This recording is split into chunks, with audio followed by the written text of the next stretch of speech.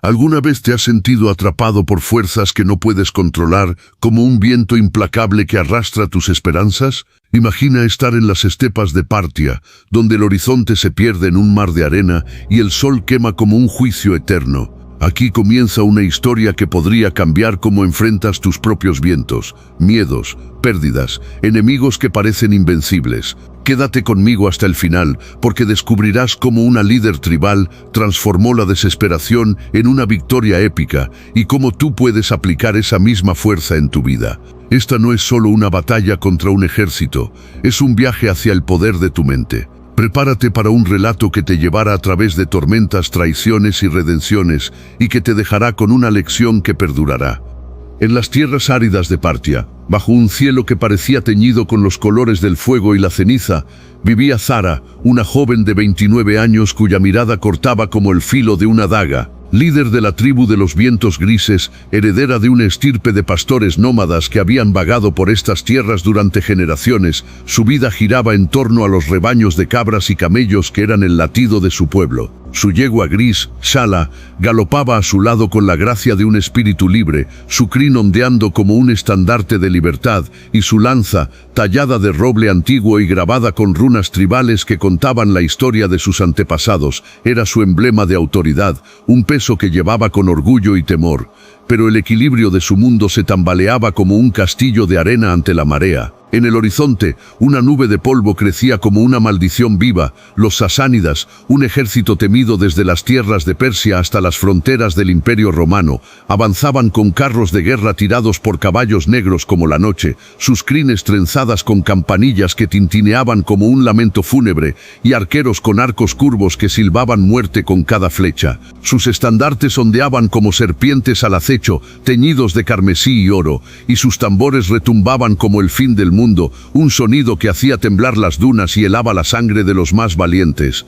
Zara escaló una duna alta, el viento azotando su túnica de lana tejida y enredándose en su cabello oscuro, recogido en una trenza apretada que se deshacía con cada ráfaga. Observó con el corazón en un puño, sus ojos entrecerrados contra el polvo que el viento llevaba como un velo. Sus guerreros, apenas un centenar, llevaban lanzas gastadas cuyos filos reflejaban el sol con un brillo opaco y escudos de cuero agrietado que colgaban de sus brazos como recuerdos de batallas pasadas. Los niños corrían entre las tiendas de lona, sus risas un contraste cruel con el peligro que se avecinaba, mientras los ancianos murmuraban oraciones a los espíritus del desierto, sus voces roncas suplicando protección a deidades olvidadas que tal vez nunca escucharían. La memoria de su padre, muerto defendiendo el paso norteño 5 años atrás, la llenó de una furia sorda que le quemaba el pecho como un brasero encendido. Él había caído bajo una lluvia de flechas sasánidas, su cuerpo yaciendo en la arena como un mártir silencioso, y ahora el mismo enemigo regresaba con una venganza renovada, pero junto a la furia venía la duda, un veneno frío que se deslizaba por sus venas y le susurraba preguntas traicioneras. ¿Podría ella, una mujer sin un ejército digno de ese nombre, proteger a su gente? ¿O sería su liderazgo el que los llevaría a la tumba, un eco amargo de la derrota de su padre? Esa noche, bajo un cielo cuajado de estrellas que parecían testigos silenciosos de su destino, un extraño apareció en el campamento, su figura recortada contra la luz de la luna como una sombra escapada de un sueño. Era Kael, un esclavo fugitivo de rostro curtido, con la piel marcada por el sol y las cicatrices de años de servidumbre que serpenteaban como ríos secos por su espalda. Cadenas rotas colgaban de sus muñecas como medallas de su libertad recién ganada, tintineando con cada paso, y un saco de cuero raído pero bien cerrado pendía de su hombro como un tesoro guardado. Los guardias lo rodearon, lanzas en alto, sus ojos entrecerrados por la sospecha, sus cuerpos tensos como arcos a punto de disparar. Zara levantó una mano, su autoridad silenciando el murmullo que se alzaba como una ola entre las tiendas. «Habla», ordenó, su voz resonando como un trueno suave que cortaba la noche. Kael se inclinó ligeramente, su postura humilde pero firme, como si cargara el peso de su pasado sin doblegarse. «Vengo de las cortes romanas, donde serví hasta que escapé de mis amos con las manos ensangrentadas y el corazón libre», dijo, su voz ronca pero cargada de una calma extraña que parecía desafiar el desierto. Traigo las palabras de un hombre sabio, Epicteto, un esclavo como yo que encontró libertad en su mente. Dice que no debemos temer lo que no controlamos, el viento, el enemigo, la muerte, pero sí podemos dominar nuestros pensamientos. Zara lo miró con escepticismo, sus ojos oscuros escudriñándolo como un halcón a su presa, buscando alguna señal de engaño en su rostro curtido. ¿Y qué gano con eso frente a un ejército que arrasa todo a su paso, que pisa nuestras tierras como si fueran cenizas? Kael sonrió, una chispa de serenidad en su mirada que brillaba como una estrella perdida. Todo si aprendes a verlo. El viento que sientes ahora no es tu enemigo, es tu herramienta. Quédate conmigo y te mostraré cómo usarlo. La invitación quedó suspendida en el aire, como una promesa escrita en el polvo que el viento llevaba consigo. Zara, aunque reacia, sintió una curiosidad que no pudo ignorar, un hilo de esperanza que se enredaba en su corazón como la trenza que caía sobre su hombro. El destino de su pueblo pendía de esa decisión, y el viento que soplaba ahora como un susurro profético parecía alentarla a escuchar, a abrirse a un camino que aún no comprendía. Al alba del tercer día, el horizonte se tiñó de rojo como si la tierra misma sangrara, y los sasánidas llegaron con una furia que sacudía la estepa. Sus carros retumbaban como truenos, levantando un muro de polvo que oscurecía el sol y convertía el aire en una sopa espesa de arena y ceniza, y las flechas silbaban como un coro de muerte que helaba la sangre de los más valientes. Zara organizó a su gente detrás de una colina baja, usando rocas y arbustos como barricadas improvisadas que temblaban bajo el peso del enemigo. «Mantengan la línea», gritó, montada en Shala, su yegua piafando bajo el peso de la tensión, sus cascos golpeando la arena como un tambor de guerra. La primera carga enemiga fue un torbellino de acero y polvo, un caos que parecía sacado de una pesadilla. Un carro embistió la barrera con un crujido ensordecedor, derribando a dos guerreros cuyos gritos se perdieron en el viento, sus cuerpos cayendo como muñecos rotos, y una flecha rozó el brazo de Zara, dejando una marca sangrante que goteaba sobre su túnica como un río carmesí. La furia la invadió como una tormenta interna, un fuego que le subía por la garganta. «Malditos invasores», rugió, desmontando con un movimiento ágil que la hizo girar como un remolino. Arrancó la lanza de un cadáver enemigo, sus manos temblando de rabia, y enfrentó a un jinete sasánida, su armadura brillando bajo el sol. Con un golpe preciso lo derribó, su cuerpo cayendo como un saco roto en la arena, la sangre tiñendo la tierra. Pero el esfuerzo la dejó jadeante, sus pulmones ardiendo como si hubiera tragado brasas, y su pueblo retrocedió, dejando un rastro de lamentos que se mezclaban con el viento en una sinfonía de dolor. Kael, que observaba desde un risco con una expresión serena que contrastaba con el caos como un oasis en el desierto, descendió con pasos seguros, su túnica ondeando como una bandera de paz. «Tu ira te ciega», dijo limpiando la sangre de la lanza de Zara con un paño raído que sacaba de su saco, sus movimientos lentos y deliberados. Epicteto enseña que el sufrimiento nace de nuestros juicios, no de los hechos. No es el enemigo quien te derrota, sino lo que piensas de él. Zara lo empujó, su mano golpeando su pecho con fuerza, el impacto resonando en el aire quieto. «¿Sugieres que me rinda? Mi gente muere mientras hablas, mientras el polvo se lleva sus almas». Kael no se inmutó, su rostro tan inmóvil como una estatua antigua, sus ojos fijos en los de ella. «No, sugiero que uses lo que tienes. Mira el viento». El aire comenzaba a levantarse, agitando la arena en pequeños remolinos que danzaban como espíritus juguetones, un preludio de la tormenta que se avecinaba. «No luches contra él», dirígelo. Esa noche el campamento estaba silencioso, salvo por el llanto de las viudas que tejía un manto de dolor sobre las tiendas, sus voces un lamento que se alzaba y caía como olas en un mar invisible. Zara reunió a sus líderes en la tienda principal, un espacio iluminado por una lámpara de aceite que parpadeaba como un corazón débil, su luz temblorosa proyectando sombras danzantes en las paredes de lona. «Necesitamos un plan», dijo, su voz temblorosa pero decidida, sus manos apretando la lanza como si fuera un ancla que la mantenía firme en medio de la tormenta. Kael se adelantó, su figura proyectando una sombra larga sobre la lona, su presencia un faro en la oscuridad. El viento es impredecible, pero podemos predecirlo. Observa sus patrones, usa la arena, el humo. No somos un ejército, pero somos astutos. Zara frunció el ceño, su mente luchando contra la desesperanza que se enroscaba en su pecho. ¿Y si falla? Kael respondió con una calma que parecía desafiar el destino, su voz un susurro que cortaba el silencio. Prepárate para lo peor, pero confía en lo que puedes controlar, tu mente y tus manos.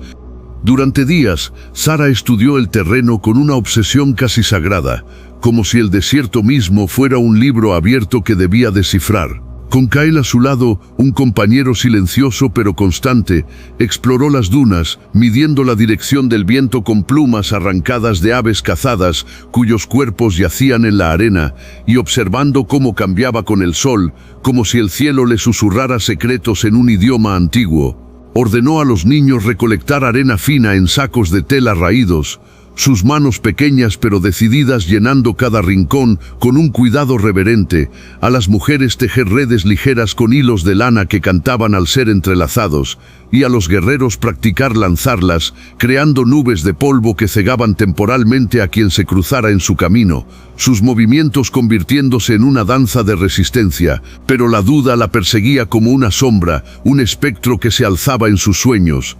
Una noche, soñó con un desierto vacío, sus tiendas derrumbadas como ruinas olvidadas, su pueblo desaparecido en un silencio sepulcral que la envolvía como un sudario, y despertó con el corazón acelerado, el sudor frío pegándole la túnica a la piel como una segunda piel. Kael, sentado fuera de su tienda con las piernas cruzadas, la escuchó sin interrumpir, su rostro iluminado por la luz tenue de una hoguera cercana. «Tus sueños no son profecías», dijo finalmente, su voz un bálsamo en la oscuridad que envolvía el campamento. «Son miedos, cambia tu juicio sobre ellos». El 10º día, los sasánidas regresaron, esta vez con un contingente de 1000 hombres que parecía cubrir la tierra como una plaga, sus figuras recortadas contra el horizonte como una mancha oscura que manchaba la pureza del desierto. Sus estandartes ondeaban como serpientes al acecho, teñidos de carmesí y oro que brillaban como sangre seca, y sus tambores retumbaban como el fin del mundo, un sonido que hacía temblar las dunas y helaba la sangre de los más valientes. Zara, desde una colina, vio la magnitud de la amenaza. Su pueblo, apenas 80 almas, parecía insignificante ante tal poder, un puñado de sombras frente a un ejército de titanes. Kael colocó una mano en su hombro, su tacto firme pero gentil, una conexión que la anclaba al presente. «No mires su fuerza, mira tu oportunidad». Zara respiró hondo, sintiendo el viento en su rostro, un toque frío que le recordaba las palabras de Kael, un eco que resonaba en su alma. «Está bien», dijo su voz ganando fuerza, un juramento sellado con el polvo que el viento llevaba. «Usaremos el viento». La preparación fue un esfuerzo titánico que puso a prueba la voluntad de cada miembro de la tribu, un trabajo que transformó el campamento en un hervidero de actividad y esperanza. Zara dividió a su pueblo en equipos con una precisión militar que sorprendía incluso a los más escépticos. Los niños llenaban sacos de arena con manos pequeñas pero decididas, sus risas reemplazadas por una concentración silenciosa. Las mujeres reforzaban las redes con hilos que cantaban al ser tejidos, sus dedos moviéndose con una gracia que parecía un ritual, y los guerreros entrenaban movimientos coordinados, sus lanzas cortando el aire como relámpagos que prometían venganza. Kael supervisaba cada paso, enseñando a cada uno a observar el viento como si fuera un aliado vivo, su voz un guía constante en el caos. «Siente su ritmo», decía, sosteniendo una pluma que danzaba en el aire como un espíritu juguetón, su movimiento hipnótico para los ojos cansados. «No lo fuerces, guíalo». Zara, sin embargo, luchaba con una batalla interna más feroz que cualquier enemigo, un conflicto que la desgarraba por dentro. Cada herida de su gente, cada mirada de miedo en los ojos de los niños que jugaban entre las tiendas, avivaba su ira como un fuego descontrolado que amenazaba con consumirla. Una tarde, al ver a una madre llorando por su hijo perdido en la primera batalla, su rostro surcado de lágrimas que brillaban como diamantes rotos, explotó.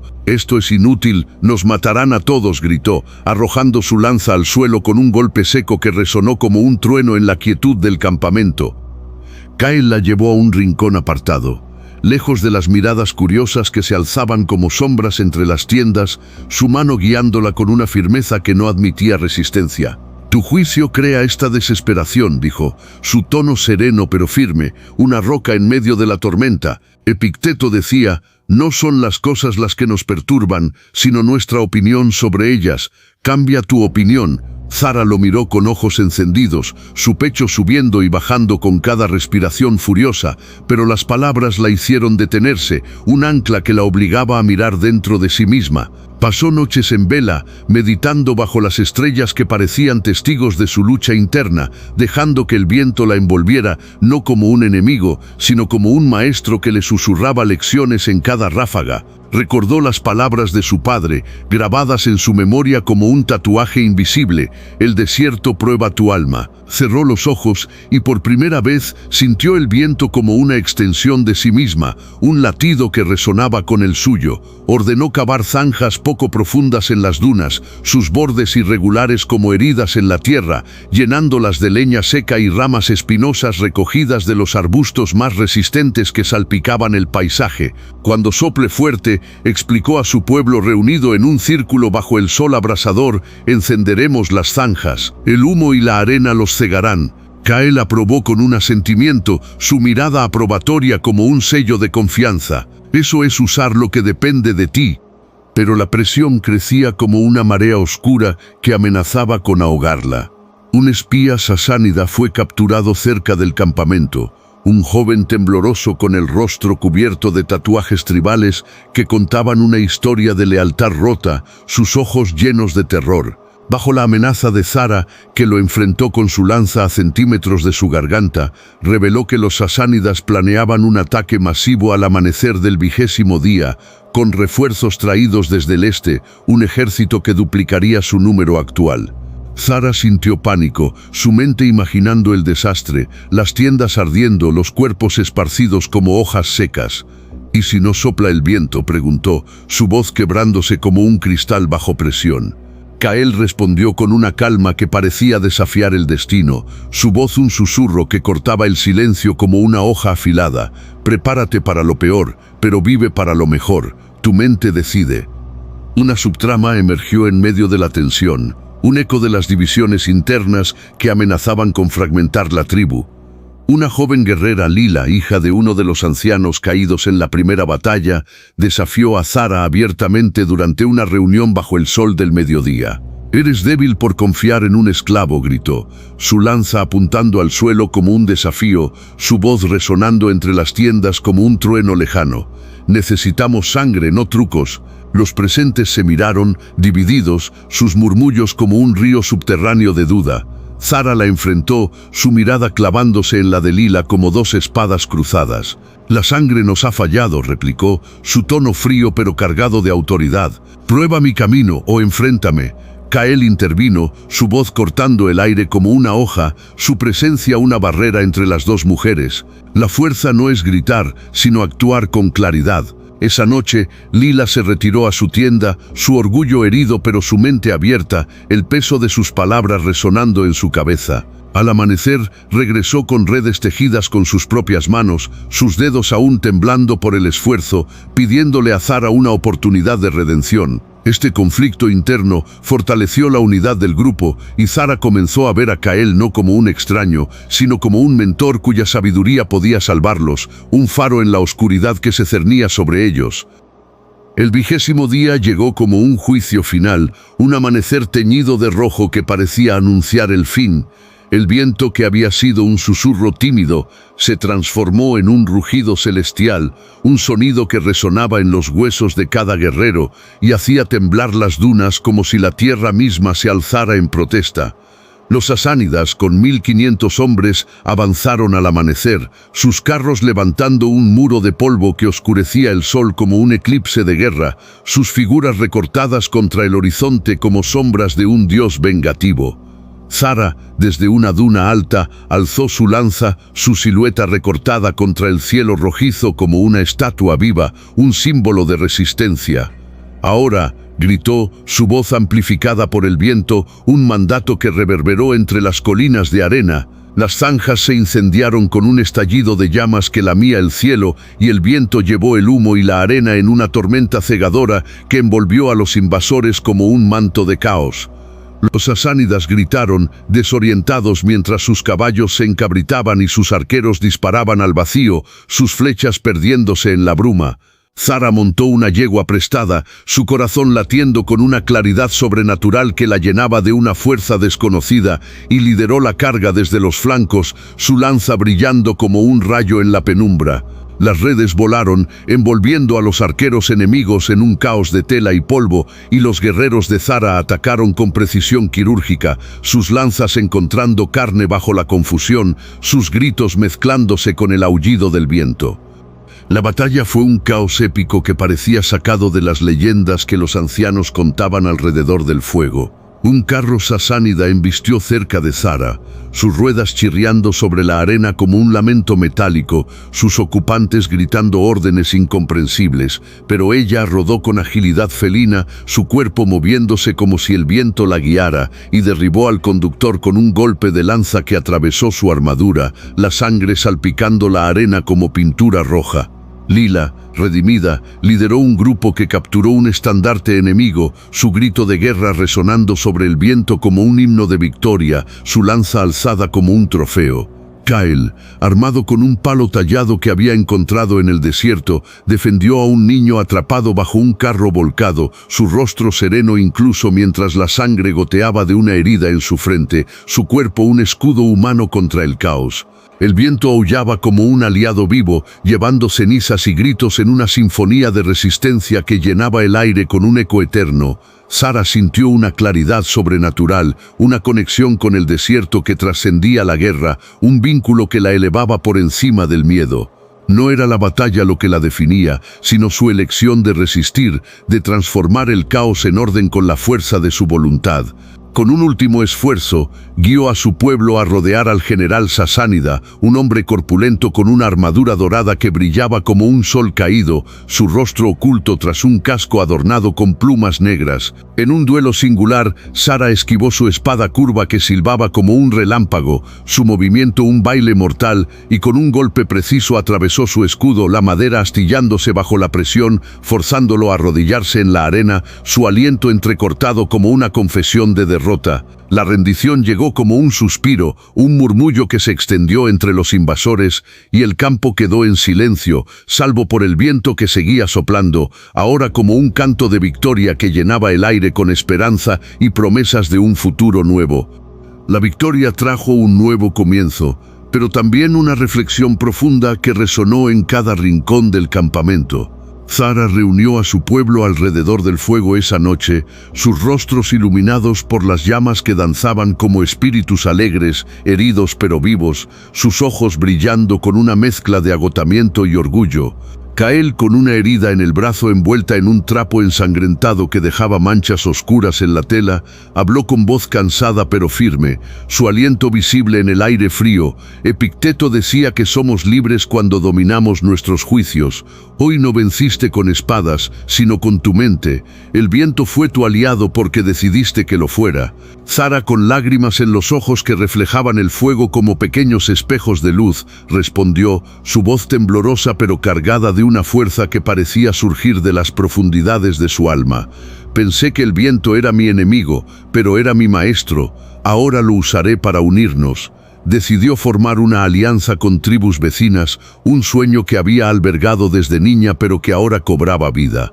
Envió mensajeros con regalos de paz, pieles teñidas con colores extraídos de plantas del desierto, sacos de grano cosechado con esfuerzo y redes tejidas como símbolo de su victoria, cada objeto cargado de significado y esperanza. Los mensajeros cabalgaron bajo el sol, sus siluetas recortadas contra el horizonte, llevando la palabra de Zara de resistencia y colaboración, un eco que se extendía como las alas de un águila sobre las estepas. Años después, ya anciana, Zara narraba esta historia a las nuevas generaciones bajo un cielo estrellado. Su voz temblorosa pero cargada de una fuerza que el tiempo no podía erosionar, sus manos arrugadas trazando patrones en la arena como si dibujara el pasado. El viento me enseñó que el poder está en cómo enfrentas lo que viene, decía, su rostro surcado por arrugas que contaban batallas y victorias, sus ojos brillando con la luz de las estrellas. Su pueblo había prosperado, convirtiendo las dunas en campos irrigados con canales ingeniosos excavados con picos y sudor, sus aguas reflejando el cielo como espejos de cristal, y el viento se convirtió en su símbolo de resiliencia, tallado en estacas de madera que marcaban los límites de sus tierras y cantado en canciones que llenaban las noches con melodías de esperanza. Pero esta historia no termina aquí. ¿Qué harás tú con tus propios vientos, esos desafíos que te sacuden, que amenazan con derribarte? Quédate con Estoico Líder, suscríbete y activa la campana, porque juntos podemos crecer. Tu apoyo es la fuerza que impulsa este canal a llevar estas lecciones transformadoras a más almas en todo el mundo, a iluminar caminos oscuros con la luz de la sabiduría estoica. Únete a la familia Estoico Líder, comparte esta sabiduría con quienes necesitan un faro en su tormenta y transforma tu vida, como Zara transformó la suya. Juntos podemos construir un legado de fortaleza que resista cualquier tormenta, un legado que perdure como el viento que nunca cesa de soplar.